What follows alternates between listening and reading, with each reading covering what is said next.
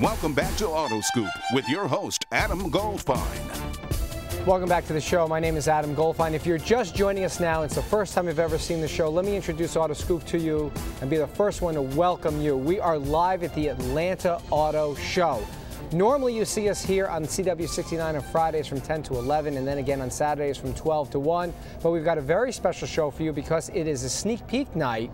It's what we call the preview night, when all the manufacturers and the press come down to the Atlanta Auto Show, and then they have a cocktail party with all the big wigs, you know, the black tie event afterwards, where everybody gets to see the vehicles and sit in them and touch them. Now, if you ask yourself, well, how can I get to come and sit in the vehicles and see and touch them? Well, you can. Doors open tomorrow at 10 a.m., and you can sit in, smell, touch, compare, talk to product specialists, and see everything under one roof. If you're considering buying an automobile in the next 12 months, you need to come to the Atlanta Auto Show because it only happens once a year. There is no show in August or November or December in Atlanta. The only time is right now. Now, it runs for an entire week. If you want discount tickets, check out your local participating auto dealer. They've got $3 off coupons.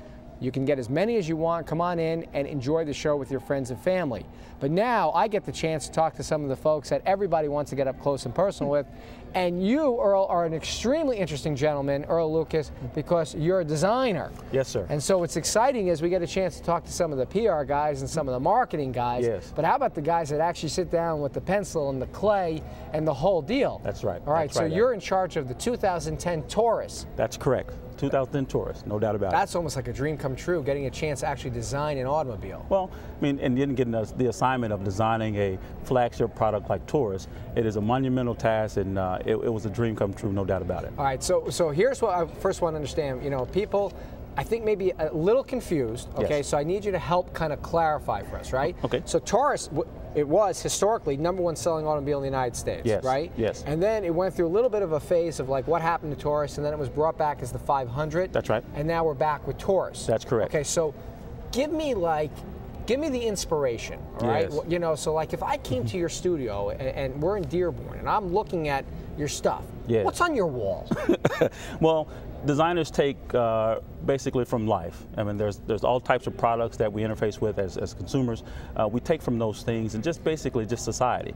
But in our studio, in the case of the 2010 Taurus, we took music, believe it or not, to inspire us to get to that special spot where designers can create all these fanciful shapes. The music just is like a conduit to get you to that spot so that you can create these products. So you weren't using any visuals of certain mountains or airplanes or anything to give you that kind of inspiration? It was more of a feel? Well, we do use you know, some certain products, but I think in this particular case, because we had such a young group of designers working on it, it is amazing how the music can kind of transform what's ever going on around you. Remember, we're starting from a very historic product. We're starting from a car that everybody knows what it is. Mm-hmm. So there's a lot of information that you kind of already have just kind of starting the project. And you're fighting, though, in a tough, crowded area. I mean, you are fighting in the most crowded space in the auto industry. And as we're watching the product shift from SUVs back into cars, how are you going to have your vehicle in 2010 stand out against the toughest competition? This is not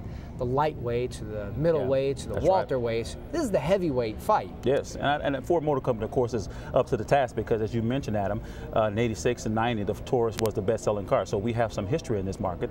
I think. So you got the belt. I mean, you got the belt. We got the belt over the head, right? Yes, maybe a former champion, but we do have the belt. But you know what it feels like. No doubt about it, and we know how to design a car that America will respond to. So what are we responding to? What are we going to see when we're talking about the Taurus? Give me some inspiration. Well, I think the first thing, when people see the Taurus, they're going to see a much more fashionable car. It is a muscular, it is a athletic, it is a sporty looking car. Even though it can haul 4 people, it can haul people from place to place, but I think it's a me sedan. So, and what that means is it's driver-centric. The interior is absolutely gorgeous. It surrounds you with the best quality, the best materials. But I think when you see the car, it's making a statement. It's saying, you know, hey, you have to notice me now, and I'm fashionable, and you know what, I'm hot.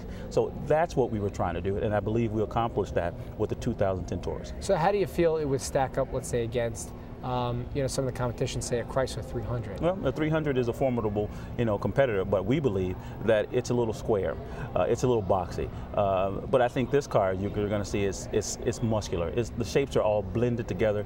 There are theme lines that go from front to rear that says a lot about how Ford is really on the ball with understanding what consumers want today. So you really took this from, you know, you're describing from the design standpoint so much of the look and the appeal, yes, sir, of the vehicle, and you're basically saying this is a fashion statement that is right, yes, for the time. It is right for the time. So we're not going to be looking at a vehicle then that everyone's saying, what were they thinking?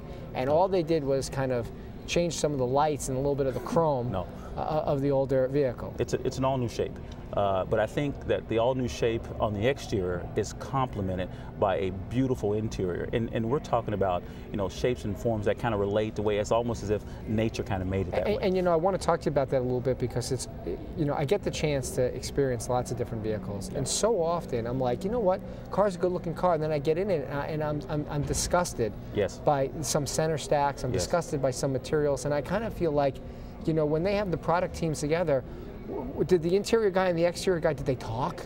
You know, it's like, do you know what I'm saying? It's like, well, we talked on the Ford Taurus. You did, right? I mean, did. Everybody is together on the, yes, team. So I'd like you to help me understand that, because what's so cool is, if you're thinking about it, this gentleman, Earl Lucas, and his team design a car. They have an entire product team that is dedicated from engineering, you know, trims, materials, yes, exterior. Yes, you've got manufacturing, yes, safety. You've got all the players working as one unit to bring this one vehicle, you know, to market. That's right. And I'd like you, if you can, when we come back, to walk me through not only some of the fashion statements that you have, yes, but maybe explain to us, how does it stand out from a technology standpoint or safety standpoint? Because what's cool is you guys can come down and you can see what's coming next. Where else could you get a sneak peek to the car? And that's really what we're talking about at the show, and why the show is so exciting, why I really encourage anybody who's in the market, come down. Atlanta Auto Show opens tomorrow morning at 10 a.m. If you're not here, you're just not a part of it.